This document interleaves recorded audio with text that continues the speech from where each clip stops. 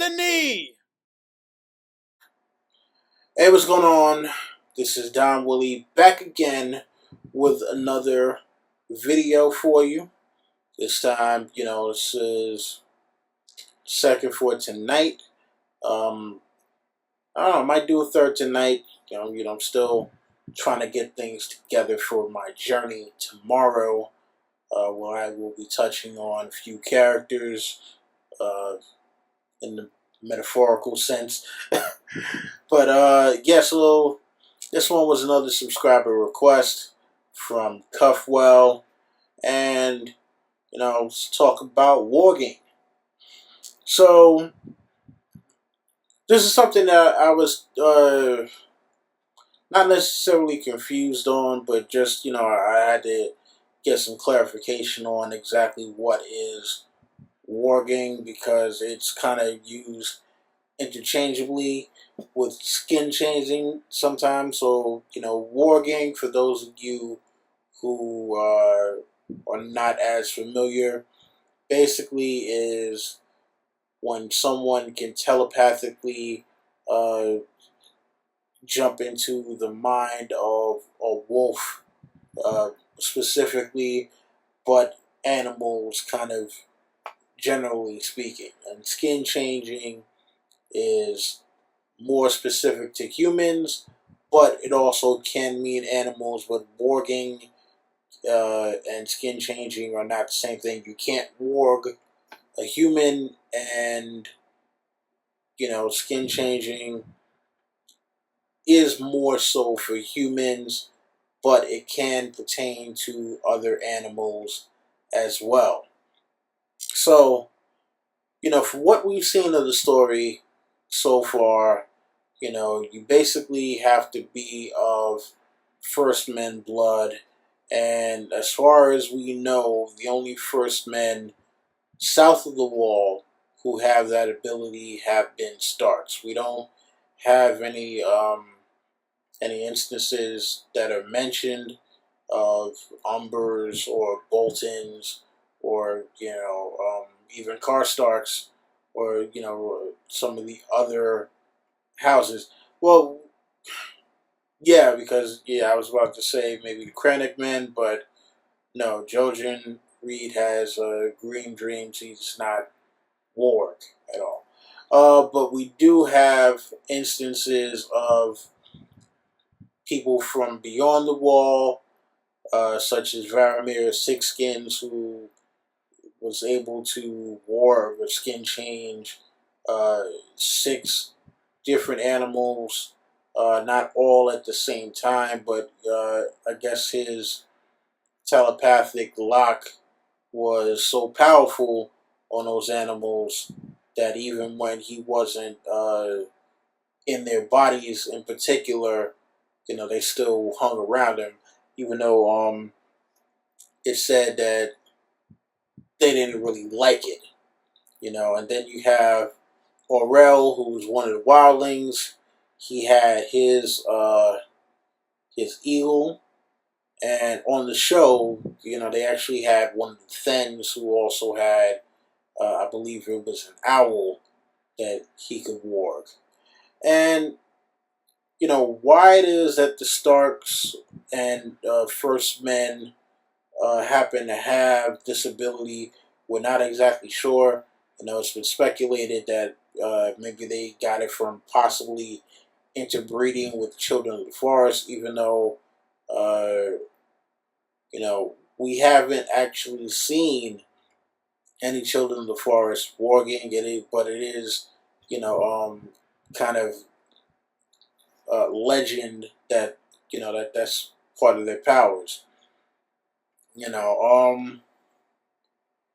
and I don't know if you would consider the White Walkers, them controlling the ice spiders and the elks, and also even the whites, that would be considered under that same realm, of wargame and skin changing, because you know, yeah, it's all magic, but we're not sure what kind of magic it is, and it's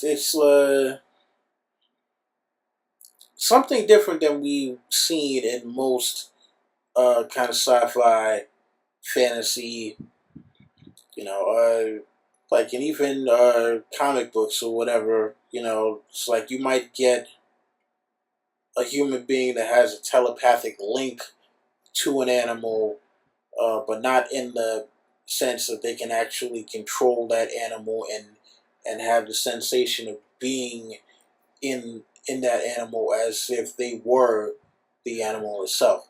You know, we get mainly in the story Brand's perspective of being in summer.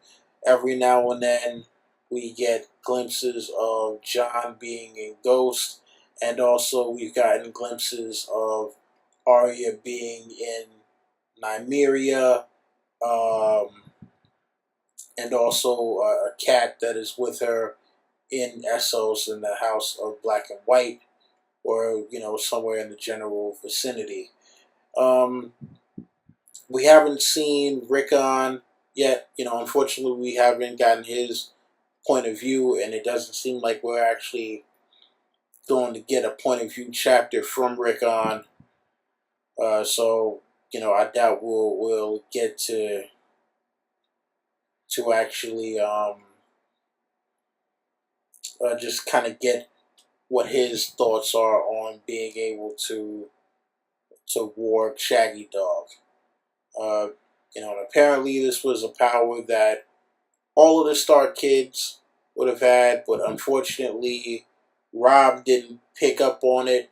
So even though he was very close to Grey Wind, it wasn't a thing that he kind of locked into and was able to fully, I guess, explore. Even though people have come up with the crazy theory that during the Red Wedding, Rob warged into Grey Wind and then warged into like some random Northman, so Rob is still alive. And yeah, I'm just like, come on, man. I understand that we like the Starks, and it was very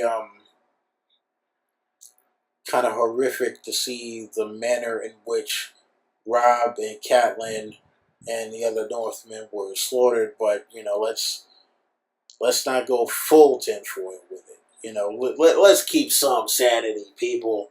Just a little bit of sanity. A little bit of logic here. Put your Spock ears on. All right. Yeah, but also we didn't get to see Sansa tap into her abilities either because her wolf lady was killed very early on, so she never got to explore any of that potential whatsoever. Um, and the fact that Arya can actually warg Nymeria from like a whole another continent away, that's kind of amazing, because she didn't have a lot of time with Nymeria either. Nymeria has been roaming the Riverlands for like the past 2 or 3 years, in the book time or whatever. And so for Arya to still have that kind of connection, is a little amazing. Um, yeah, and just listen, wargame is a very kind of interesting thing, and I'd like to see how it plays out throughout the whole series. Now, as far as Jon Snow is concerned, uh, everybody who's read all of the books knows that his last word after being stabbed by the Night's Watch was Ghost, and Melisandre said she saw in flames or had a vision that he was a man and then a wolf and then a man again. And I've heard people say like, well, yeah, that winds up happening not because he just warged into Ghost, but in order to get John back again, they actually had to kill Ghost, and that's how John jumps back into his body. And I'm just like, Please don't do. Nah, man, come on. Like, we've had enough of the killing of the wolves. I don't want to see Ghost die.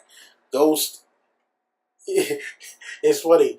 Ghost is a wolf, and he might be like one of the only voices of reason. Like, yeah, when the animal that can only go off of instinct, that does not have a thinking brain in the manner that a human being has, is the one with all the common sense. I mean, I guess that tells you something about the other characters in the story. So, I mean, listen, it is what it is with that. Uh, yeah, listen, what are your guys' thoughts on warging, skin changing, and the like? Um, do you think that we will run into any other wargs? Um, is this going to play a much bigger part in the series than we could even imagine? Will we see uh, someone, a warg or skin changer or whatever may have you, as powerful as Varamir, Six Skins, or even more powerful? Because obviously there's also the theory that Bran will warg or skin change a dragon, whether it be one of Daenerys's dragons or a possible ice dragon in Winterfell, or possible ice dragon in the Wall, or possible ice dragon from the Lands of Always Winter, or the Shivering Sea, or whatever the hell. Listen, everybody wants to see Bran inside of a dragon doing something awesome. Uh, so hopefully we will get to see that. But yeah, let me know you guys' thoughts. And like I said, I'll be back with another video very soon. Uh, Coming to you from the lands of ice and fire. Or, I might do another short discussion video. Just me giving my thoughts on a topic that someone has posed to me and wanted me to expound on. All right. So thank you to Cuffwell again for this suggestion. It took me a minute to kind of look up the particulars of all of this, but it was a good read. Kind of combing through things or whatever. So you already know the deal. Rate, comment, subscribe, share, tell your friends, come back for more. That's been my time. Don Willie, I'm out.